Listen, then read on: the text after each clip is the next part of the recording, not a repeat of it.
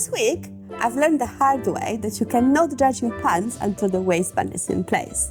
Hi guys, I'm Kat, and I'm a sewing addict learning how to make clothes that actually fit. This project has been really good for learning. There are quite a few things that I've managed to work on. I've actually measured my pattern pieces. I was quite good at figuring out how long my crotch curve should be. I actually even adjusted it slightly before cutting into the fabric. So all the math was there and everything should have been perfect.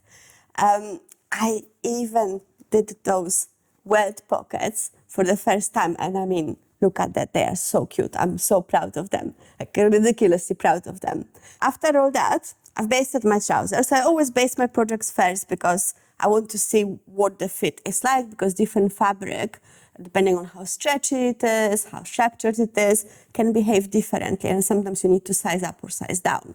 So I basted them in place, and I was trying them on, and I realized that they were still not right. The race just looked a bit too long. I was ready to chop it off. I was literally ready to chop it off. Scissors in hand, and I was like, no, I thought I calculated it, but I must have gone wrong somewhere. They just looked too big. Luckily, I was on the phone with my sister. She's done quite a bit of sewing over the years, so I asked her what she thought of it and what adjustment I should make. And I don't know why you have to have so much sewing experience to be able to point out the obvious. She asked me, have you added the waistband? I was like, yeah, I literally just pasted it on top. And then she said, no, but it has to fold over itself and you have to put it in place.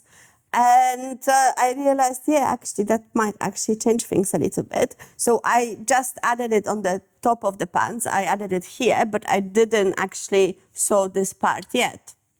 So after we spoke, that's what I went and did, and it changed things completely. Suddenly, the pants were so much tighter. They just looked better. They just looked right.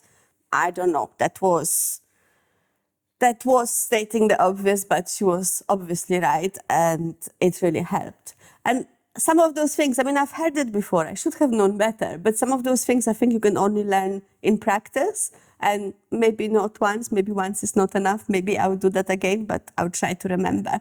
I'll try to get better at making sure that the waistband is not just attached, but actually properly basted in place, both sides. There are a few other things that I've noticed with this project. One of them was fabric choice. So the fabric that I chose, it's not entirely lightweight. It's sort of woolly, and it's supposed to be warm and nice, and it is warm and nice. But I thought it was structured enough because I thought it comes back to its shape after. You know, it's slightly stretchy, but it seems to come back to its shape. But it's just not structured enough. I wore them out for golf ones, and I've realized that they look more like tailored sweatpants than golf pants. I was going for golf pants, obviously, and I wanted them to be a little bit more elegant. But the way they hung, I'm not loving it. I mean, they are okay for wear on, you know, when we are just doing practice runs and stuff. But I think I need to find better fabric for my actual nice golf pants. And then a big thing that I was learning was the welt pockets. And I'm quite proud of them. I mean, they are so cute. And I've added different color lining, but just for this like little, you know, satisfaction that they are a little bit cute. But I did use the facing to make sure it doesn't just show when you don't want it to show. So that worked pretty well. I'm quite happy with it. I've realized that my sewing marker doesn't wash out as it should, so I still have little dots. But again, those will be sort of just my practice pants, so I can live with it. And I guess I will go back to just using chalk next time. And maybe I'm still hoping that this is going to wash off a little bit better. Another issue I ran into is the quality of the fabric. As I said, I only wore them once. And what I've noticed is that they already deteriorated. So they've only been worn once and washed once. And we can already see all this.